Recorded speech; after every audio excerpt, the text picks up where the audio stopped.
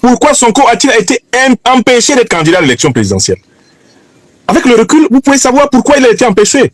Il a été empêché parce qu'avec lui, on craignait que le Sénégal bascule vraiment dans la dynamique du Mali, du Burkina Faso et du Niger. Mais quand il a été empêché, qu'est-ce qui a été proposé à Sonko? Et qu'est-ce que lui, il a accepté? Il lui a été proposé parce qu'on sait que PASTEF est la formation politique populaire au Sénégal. On savait que PASTEF, dans les urnes, allait gagner. Le système néocolonial france-africain, qui est fait donc des élites dirigeantes de la France et des élites corrompues du Sénégal, ce système a trouvé une astuce. Au lieu d'imposer le candidat de Beno Ben Yokar, en tout cas le parti sortant de Macky Sall, on a plutôt préféré faire surgir des rangs de PASTEF quelqu'un qu'Ousmane Sonko accepterait de laisser passer comme candidat, renonçant lui à la candidature. Sonko accepterait de le laisser passer en partant du principe que lui, Sonko, va le contrôler. Il va contrôler ce candidat-là. Puisqu'il est le président du PASTEF, il est le chef du PASTEF. Ce candidat, c'est l'un des lieutenants de Sonko. Donc Sonko aura la main sur celui qui va être candidat et donc qui va être président de la République. Bien que Sonko acceptera, dans ces conditions, d'être Premier ministre, il sera en réalité le véritable président. Dans la tête de Sonko, c'était l'arrangement tolérable. Puisque, de facto, même maintenant, il est le leader de PASTEF. Et au niveau des militants de PASTEF, il est le plus populaire. Il est plus populaire que Bassirou Diomaye Diakhar Faye. Or, ce que Sonko n'a pas vu, c'est que celui qu'on a choisi, ou qu'on lui a permis de choisir, apparemment, était quelqu'un qui n'est pas entièrement aligné sur l'idéologie panafricaniste, néocolonialiste. Et que celui-là même était chargé de neutraliser en fait Sonko. D'empêcher que Sonko accomplisse toute son ambition de Sénégalais enracinés dans la terre casamançaise. Vous comprenez? Donc Sonko n'a pas compris que quand on lui a proposé de sortir de prison, et on a proposé à PASTEF d'aller à la présidentielle, mais avec plutôt Bassirou Diomaye Diakhar Faye, lui Sonko là, on venait de l'écarter. Le système néocolonialiste venait de se reproduire. Pendant que Sonko pensait pouvoir contrôler la situation, elle lui avait déjà échappé. Dès lors qu'il a accepté la négociation qui l'écartait de la voie à la présidentielle, au motif que tu es trop radical, Sonko, tu vois, tu es une personnalité clivante. Tu vois, toi, tu auras du mal à rassembler, tu vois. Alors, on va prendre quelqu'un qui, tout en t'obéissant parfaitement, quelqu'un qui est parfaitement aligné sur ses volontés, mais qui lui, il est moins clivant, tu vois. Ça va pas effrayer les investisseurs étrangers. Avec lui, quelque chose de... Voilà. Voilà le premier problème. Sonko pensait avoir promu au poste de président quelqu'un qu'il contrôle. Maintenant, il vient de voir... Maintenant, Sonko vient de voir très clairement que celui qu'il a promu comme président ne lui obéit pas à lui. Diomaye Faye est davantage proche de l'ancien système de Macky Sall que Sonko ne le pensait. Il est davantage proche de la France-Afrique que Sonko ne le pensait. La preuve, quand il a pris le pouvoir, il est allé faire acte d'allégeance auprès des plus grands représentants du néocolonialisme français en Afrique de l'Ouest. Et le plus grand de tous, c'est Ouattara. Diomaye est allé en Côte d'Ivoire et il a prononcé des éloges à Ouattara, qui est pourtant un ennemi de la démocratie, un ennemi du pluralisme, un ennemi de la bonne gouvernance. Le jour où Diomaye est allé le faire, j'ai su que le Sénégal allait connaître une crise à la direction de cette terre. Une crise féroce. Deuxième élément de la crise. À peine arrivé au pouvoir, on s'est rendu compte que certains ministres du gouvernement n'obéissaient pas au Premier ministre Ousmane Sonko. Et on le sait par des déclarations publiques du Premier ministre Ousmane Sonko. Ces propos ciblaient le ministre de la Défense, qui était un officier issu de la tradition france-africaine, qui est sorti de la crise du néocolonialisme français à l'ONU, le général Biram Diop. Sonko peut parler ici, ça sort de l'autre côté. Il n'écoute pas. Ousmane Sonko s'est plaint du ministre de la Justice, en disant que celui-ci ne lui obéissait pas, faisait de la désobéissance dans le gouvernement. Mais à qui obéit-il? Au Sénégal, le maître pendant longtemps, c'est le néocolon français et ses exécutants. Donc le ministre de la Justice, même catégorie que le ministre de la Défense. Troisième ministre dont Sonko s'est plaint, le ministre de l'Intérieur. Sonko dit non, ces gens-là, ils ne m'obéissent pas. Mais à qui obéissent-ils? Mais ce sont des ministres régaliens. Quatrième personnage dont Sonko s'est plaint implicitement, le ministre des Affaires étrangères. Ça fait quand même les 4 ministres régaliens du Sénégal qui ont été pris en flagrant délit de désobéissance au Premier ministre. ministre de la Défense, ministre des Affaires étrangères, ministre de la Justice, ministre de l'Intérieur. Ça, on le doit aux révélations de Sonko lui-même. Il y a des ministres qui n'exécutent pas les ordres. Et il faut, disait déjà Sonko, que le président Bassirou Diomaye Faye les oblige à exécuter les ordres. Ça, c'est le deuxième moment où j'ai su que cette alliance-là, eh bien, était menacée. Troisième moment intéressant, la crise sahélienne. C'est là où on s'est rendu compte que le fameux thème de la rupture avait été placé dans les rangs secondaires, si ce n'est d'ailleurs au calendrier grec. Sonko et Diomaye finissent par arriver dans une situation où ils mettent dos à dos l'AES et la CEDEAO. Ils choisissent la CEDEAO. Ils laissent le général Biram Diop utiliser des mots très forts contre les pays de l'AES. Les menacer de les ramener de force dans la CEDEAO.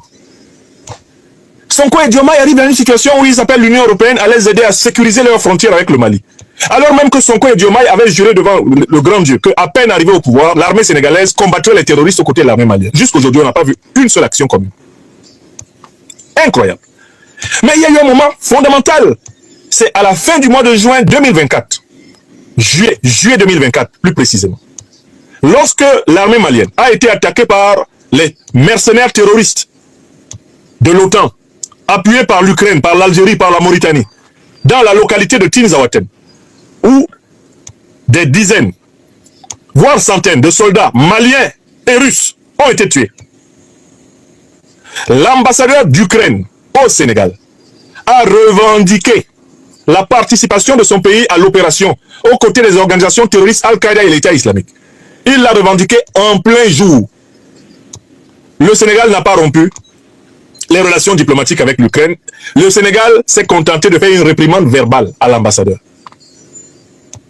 Voilà les signes incontestables que la rupture avec le système néocolonialiste n'a pas eu lieu. Mais j'ajoute un quatrième signe. C'est la question de la fermeture des bases militaires néocolonialistes de la France en Afrique. Certes, le Sénégal s'est engagé dans une logique de démantèlement de ces bases. Et il faut le lui reconnaître avec honnêteté. Mais le Sénégal n'a pas rompu les accords de coopération et de défense qui le lient à la France. Il n'y a pas de rupture officielle de ces accords.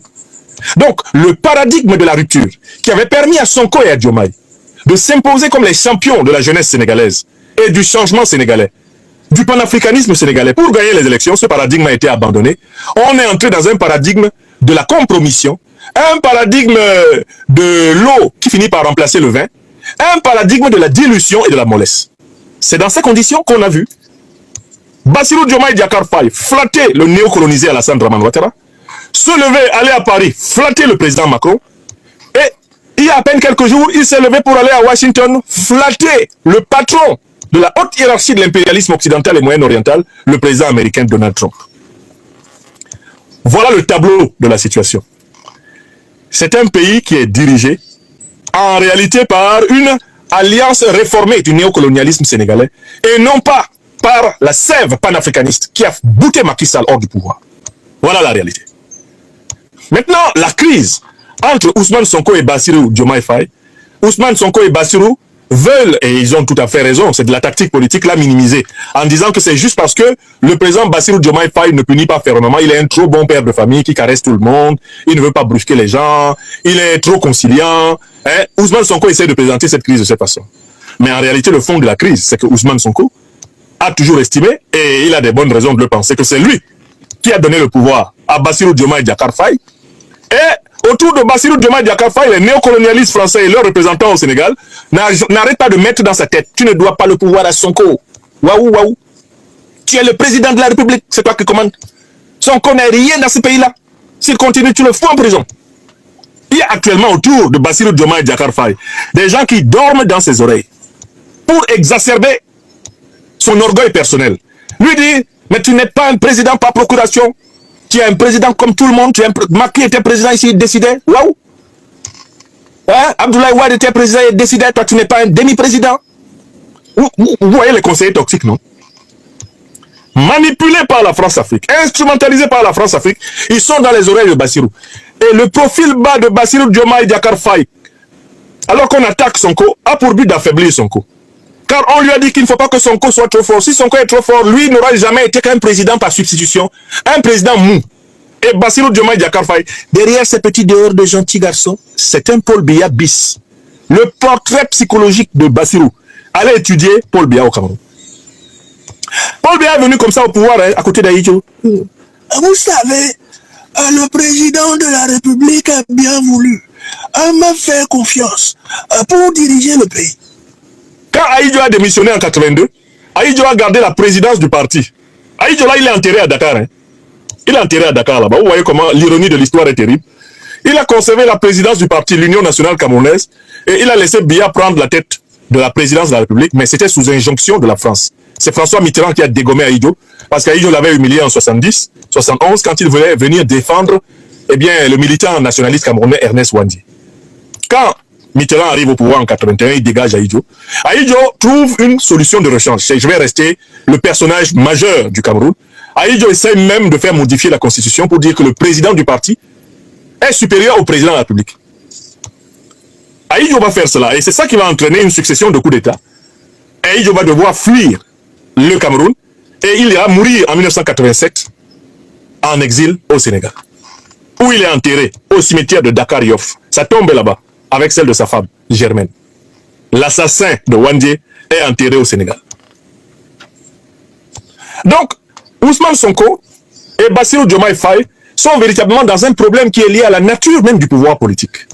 À savoir que le pouvoir politique, notamment le pouvoir exécutif, ne peut pas être bicéphale. Mais dans la situation sénégalaise, le pouvoir n'est pas seulement bicéphale, c'est-à-dire il ne flotte pas entre Sonko et Diomaye. Mais il est tricéphale. Parce qu'il y a un loup qui est là dans la bergerie et qui attend le moment où les deux têtes de Pastef vont se bouffer pour surgir et dire qu'il va ramener l'ordre et imposer une transition militaire néocolonialiste. Il s'appelle Biram Diop. Il est là-bas. Lui, tout le temps que Bassirou et Sonko vont se bouffer, c'est lui qui se renforce. Et au prétexte de ramener l'ordre, il peut surgir à Dakar à tout moment et dire que non. Comme ils ne s'entendent pas, le pays est paralysé, le pays ne fonctionne pas, on met en place une transition vers de nouvelles élections. Diomaye ne sera pas candidat, Sonko ne sera pas candidat. Mieux, il peut même les mettre au frais. Il peut les ramener à la prison. Donc, en fait, il faut que vous compreniez la nature de la crise. Regardez même la crise qui a éclaté dans l'UEMOA. Si le Sénégal s'était vraiment élaboré, si le Sénégal s'était vraiment élaboré une posture authentiquement panafricaniste, une véritable rupture politique, mais Bassirou ne serait pas allé déjà à Washington, où vous l'avez vu, et la crise qui a l'UEMOA aurait vu le Sénégal soutenir le Burkina Faso, soutenir le Mali et soutenir le Niger. Et en fait, la présidence tournante de l'UEMOA aurait été reconnue. Elle aurait été reconnue au Burkina Faso. Mais parce que le Sénégal est resté sous l'escarcelle du néocolonialisme français, et parce que Bassirou Diomaye Diakhar Faye est aligné sur les positions impérialistes en Afrique et dans le monde, c'est pour cette raison précisément que le Sénégal est en réalité un exécutif bloqué. Je dis bien, ce n'est pas un exécutif bicéphale seulement, le Sénégal est en situation de tricéphalisme. Et il y a Ousmane Sonko, avec la légitimité de Pastef, la légitimité populaire, l'âge dont il jouit. Il y a Bassirou Diomaye Diakhar Faye, avec la légitimité de l'élection présidentielle. Parce que malgré tout, c'est son nom qui a été glissé dans l'urne, et non pas celui de Sonko. Et puis, il y a Biram Diop qui est en embuscade, avec le soutien des maîtres france-africains et des impérialistes américains. Voilà la situation sénégalaise, qui à tout moment peut déraper et revenir à la situation ex-ante, avec une remontée en puissance du bloc néocolonialiste sénégalais qui constitue la majorité de la classe politique sénégalaise actuelle. La plupart des membres de la classe politique sénégalaise actuelle préfèrent rester sous la vassalité néocoloniale française et sous l'influence de l'impérialisme occidental. Donc, Pastef est dans la situation de devoir gouverner un pays dont une bonne partie de l'élite politique ne s'est pas décolonisée. Dont une bonne partie de l'élite politique continue de compter sur les structures néocolonialistes et impérialistes pour vivre et s'épanouir. Comment faire la révolution avec une élite réactionnaire? Comment changer un pays avec des gens qui ne veulent pas changer leurs mauvaises habitudes, leurs vieilles habitudes? Voilà l'impasse dans laquelle se trouve le Sénégal. Si Sonko et Diomaye avaient tenu strictement le même langage, la révolution sénégalaise serait en marche. Mais comme ils tiennent un langage double, que j'ai appelé l'aventure ambiguë, comme l'un comme l'autre ont des inconsistances entre la parole d'engagement qui les a conduits au pouvoir et la parole d'exercice du gouvernement, ils sont malléables, friables et cassables par la vieille garde néocolonialiste, la vieille garde impérialiste qui les guette au courbon pour les frapper secs et reprendre le Sénégal pour l'enraciner dans la France-Afrique qu'il n'a toujours pas quitté. Voilà ce que je tenais à vous faire comprendre. J'espère que j'ai été clair.